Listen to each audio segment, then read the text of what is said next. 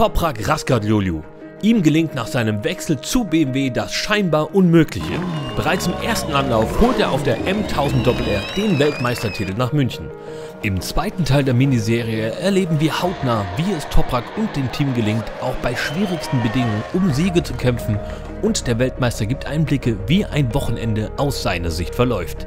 Wir sprechen mit Topraks Crewchief Phil Murren, um zu klären, in welchen Bereichen sich der zweifache Superbike-Champion und sein Fahrstil von dem anderer Fahrer unterscheiden, und wir versuchen herauszufinden, was das Phänomen Toprak für die Fans zu etwas ganz Besonderem macht.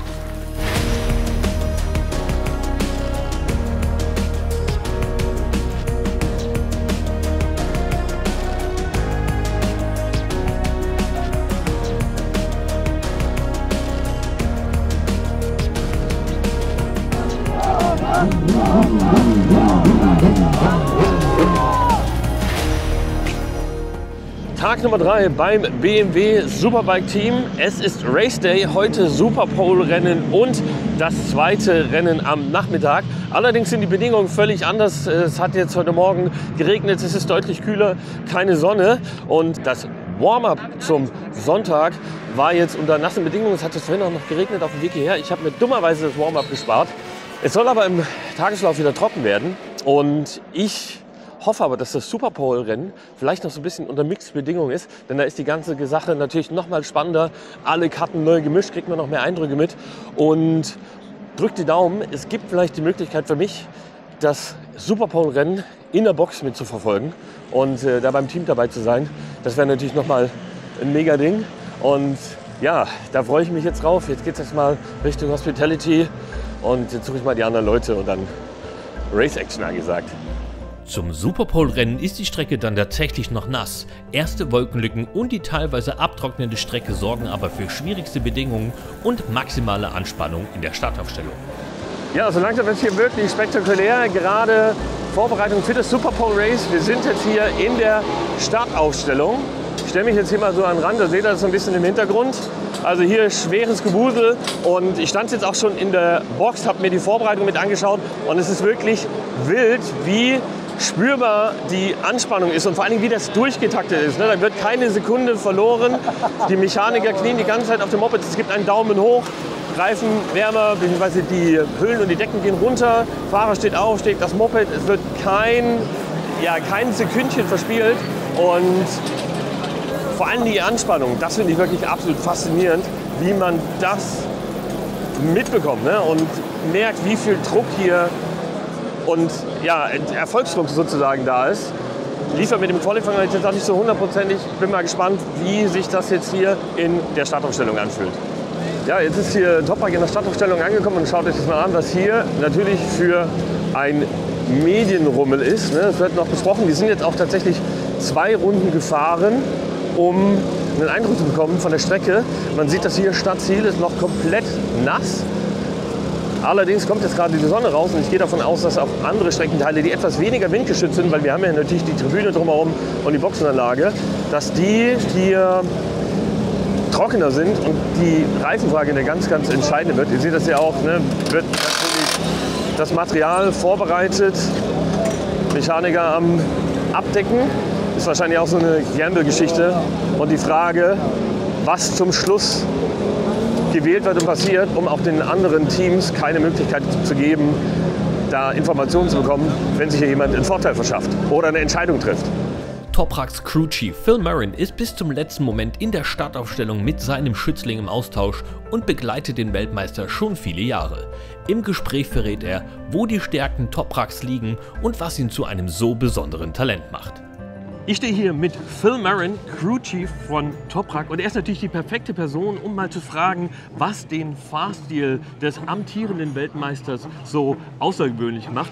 So Phil, you are the Crewchief of Toprak and you got like all the insight. You see the data on the bike, you know what's like the differences in his riding style compared to other riders. You've been Crewchief for other riders before. Yeah. So I'm curious, what is like, let's say, the most outstanding capability of Toprak when it comes to riding?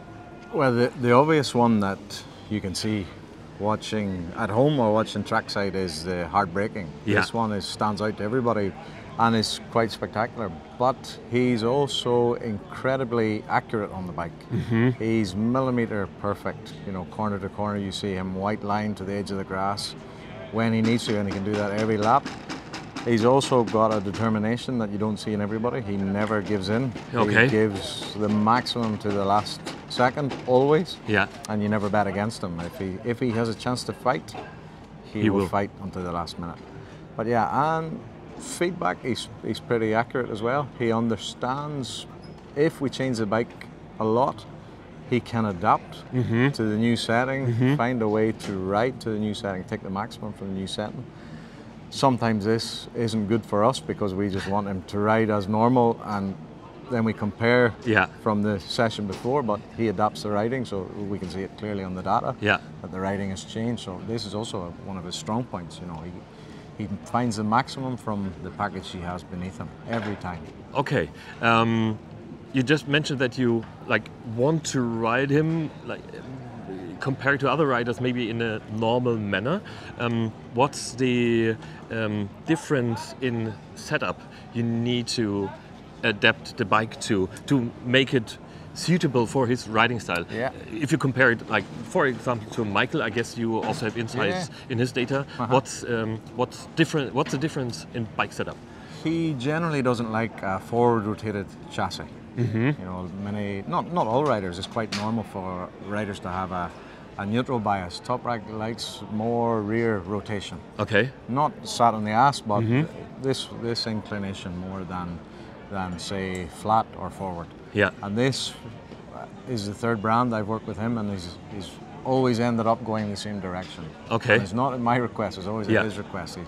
He likes to sit inside the bike as well. Yeah. You know, every time he's pushing, if we can make the seat more low, make him more compact inside the bike.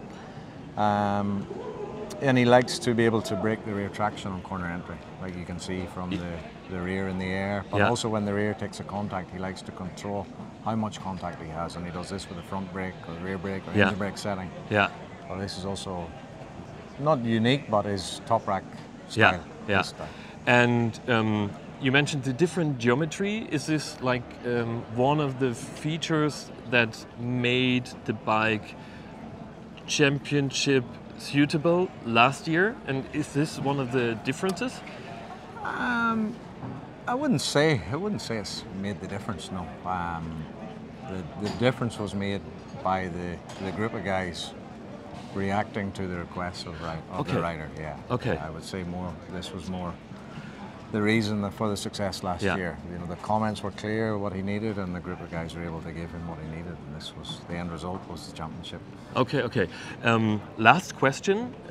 As his riding style is so unique and different compared to other riders, especially also to Michael, is there any possibility to have some knowledge and data transfer between those two riders? Yeah. Nevertheless. Yeah, one of Mikey's strong points is the corner speed in the fast corners. And last year we could see he was faster in the last corner, for example, in Portimao. Yeah. Corner 15, Mikey was always strong there. This year you can see Toprak much stronger than he was there last year, and this is a result of seeing how Mikey approached it and trying to take the good parts from this and put it into his setting. So there's always useful data to share across the box.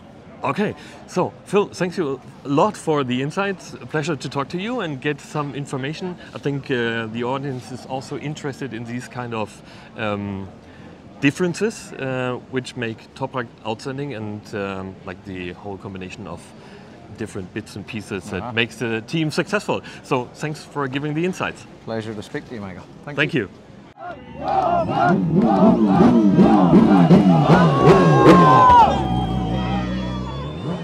Ja, liebe Leute, schaut euch das an, was hier los ist. Toprak hat das Superpole-Rennen gewonnen und das mit massivem Vorsprung. Michael van der Mark auf 5 gefahren, aber hier, schaut euch die Fanhorden an. Die Stimmung war gerade schon sehr, sehr ausgelassen. Toprak-Chöre hier an der Victory Lane, will ich jetzt mal sagen. Also wirklich eine ganz verrückte Geschichte. Die Fans völlig on fire.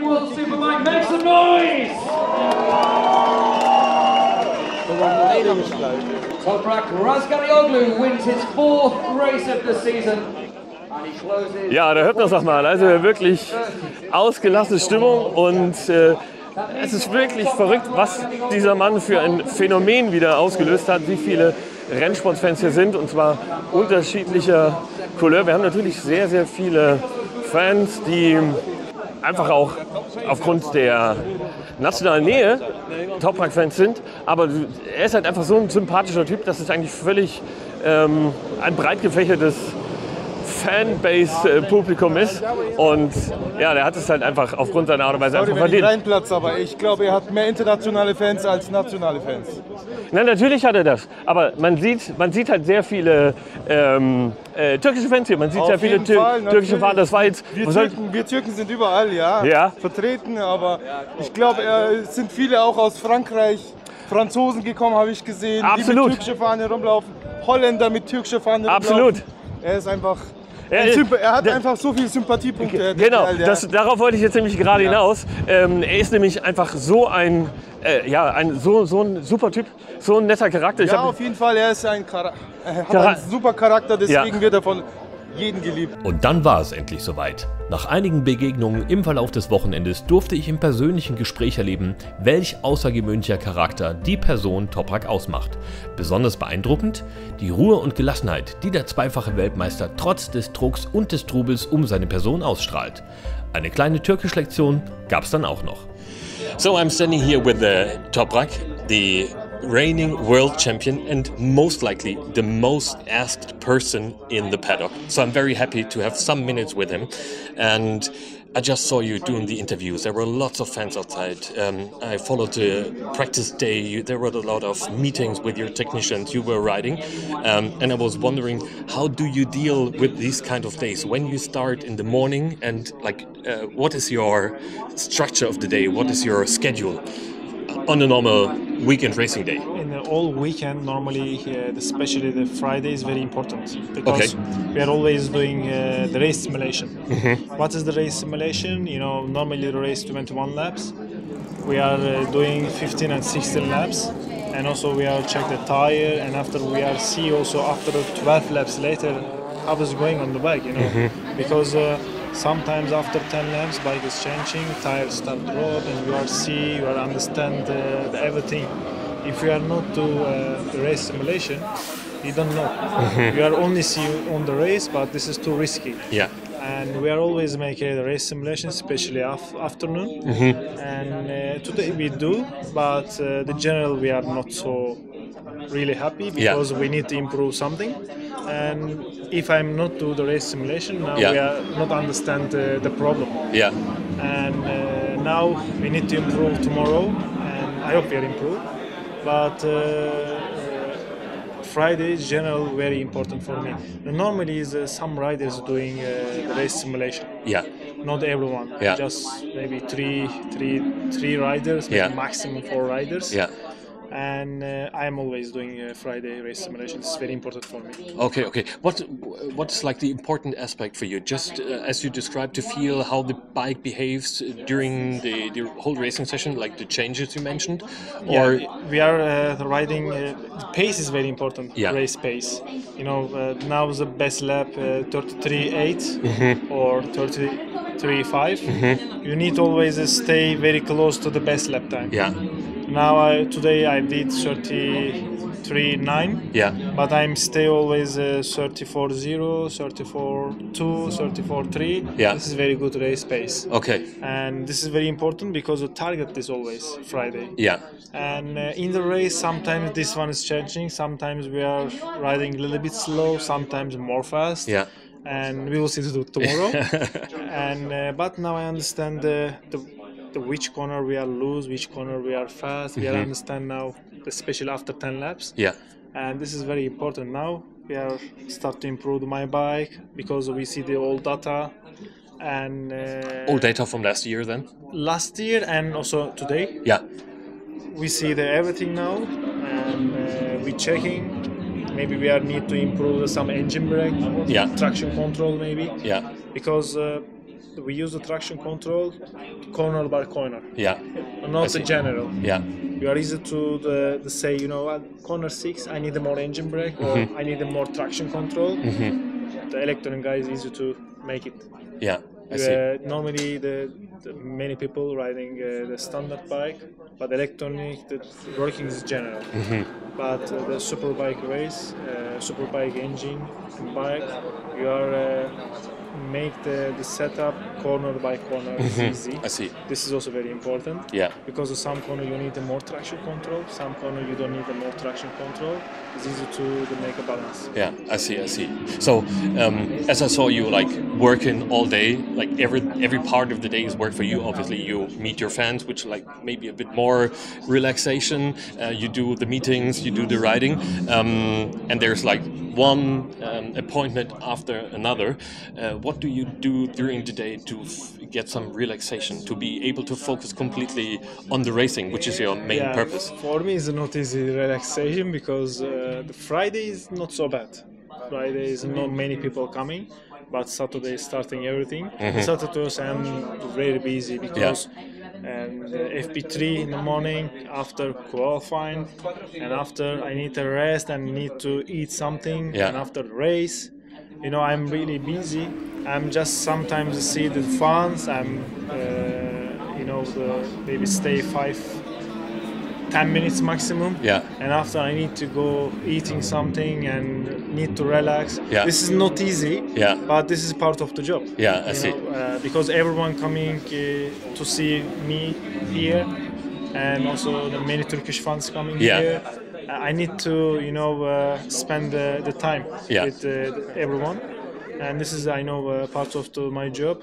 But sometimes I feel so hard. Yeah. I can imagine. Yeah. So one last question. Tomorrow we are here, right? Yeah, I will be here. Tomorrow you will see. Yeah. So one last question to not steal you any more time. It's a very embarrassing one. I'm doing this for the German audience. I'm German as well, and I'm always struggling with the right pronunciation of your surname. So for once and all the time, could you like pronounce it correctly for all the German audience and for me as well? Normally everyone in Turkey, everyone say it, Toprak Razgatlıoğlu. This is too difficult for you and for the Europe. It's better you say maybe Razgatlıoğlu. Razgatlıoğlu. Yes, perfect. Razgatlıoğlu. Perfect. So I'll try to keep it in mind. Yeah. Thank you very much. Razgatlıoğlu. This is more easy like this. Yeah. So Toprak, thanks so much for the interview. It was such a pleasure. Fingers crossed for the weekend. Yeah, sure. We will see. See you. Thank you very much. Thank you. Bye-bye. Wir haben einen Blick in die Box geworfen, mit den Verantwortlichen von BMW sowie dem Team gesprochen und der Weltmeister hat einen Einblick in sein Wochenende gewährt. Eines bleibt aber noch zu klären: Wie hat es Toprak geschafft, so viele Fans hinter sich zu vereinen? Neben mir steht Halit, du bist großer Toprak-Fan. Ja, auf jeden Fall. Auf jeden Fall? Ja, klar. Was macht für dich denn Toprak aus? Ja, sein Fahrstil, ne, ist einzigartig. Wie er fährt, wie er bremst, seine Kurven, wie er beschleunigt. Und im Gegensatz zu Ducati ist ja sein Motorrad theoretisch langsamer. Ja. Und sein Fahrstil macht ihn halt quasi aus. Ne? Er ist ganz weit vorne durch seinen Fahrstil und nicht durch sein Motorrad. Okay, und wie würdest du ihn, mal abgesehen vom Fahrstil, so als Persönlichkeit einordnen? Hammer. Familiärer Eindruck, also er läuft hier lang, grüßt, spricht mit einem, auch mal ein bisschen Smalltalk, privat ein bisschen, nimmt sich Zeit für seine Leute, ne? Ja. Und das macht ihn ein bisschen aus, ja. Ich glaube, das sieht man aber auch an der Menschenmasse, ne? Was macht für euch denn Toprak so besonders? Wie kommt es, dass ihr SBK-Fans und Toprak-Fans geworden seid? Also ich bin vor einer einigen Zeit auf ihn aufmerksam geworden, durch seinen Mentor Kenan Sofuoglu. Dann halt BMW-Motorrad, ich fahre selber ein BMW-Motorrad. Ja. Dann ist man auch nochmal dadurch aufmerksam geworden auf Toprak, ja, weil er ja die allererste Meisterschaft für BMW im Motorrad geholt hat. Ja. So, Furkan, bist du das erste Mal bei der WSBK oder bei dem Rennen? Also tatsächlich bin ich das erste Mal dabei. Soll ich hier reingucken, oder? Du kannst mich angucken, du kannst aber auch in die Kamera, geht beides. Aber Toprak selber verfolgen wir zwei als Kollegen schon ziemlich lange. Und auch, wie er schon gesagt hat, durch seinen Mentor, den Kenan, ja, auch schon viel Racing geguckt tatsächlich und war eine sehr gute Erfahrung. Jetzt versuche ich, ob ich mir die Namen gemerkt habe. Diana und Shana, richtig? Ja. Wie hat es euch gefallen? Wir fanden es gut. Wir haben ja die Männer begleitet. War das erste Mal. War schön. War eine gute Erfahrung auf jeden Fall. Und ihr kommt wieder, nehme ich an? Ja klar, nächstes Jahr. Hoffentlich. Sehr schön. Dann vielen Dank, kommt gut nach Hause und bis nächstes Jahr. Danke. Danke. Ciao, ciao. Ja, mein Wochenende geht zu Ende hier mit dem Sean Muir Racing Team und BMW Motorrad. Ich bin zurück am Truck, habe mir gerade das zweite Rennen auf der Naturtribüne angeschaut. Es war wirklich ein Wochenende voller Emotionen, eine echte Achterbahn. Und hier im Hintergrund stehen immer noch sehr, sehr viele Fans und warten drauf, dass Toprak wieder aus der Box kommt. Wie gesagt, Rennen zu Ende, hier noch ein bisschen Autogramme holen. Und ich mache jetzt hier noch einen kleinen Spaziergang durch das Fahrlager und erzähle euch noch ein paar meiner Eindrücke der letzten 3 Tage.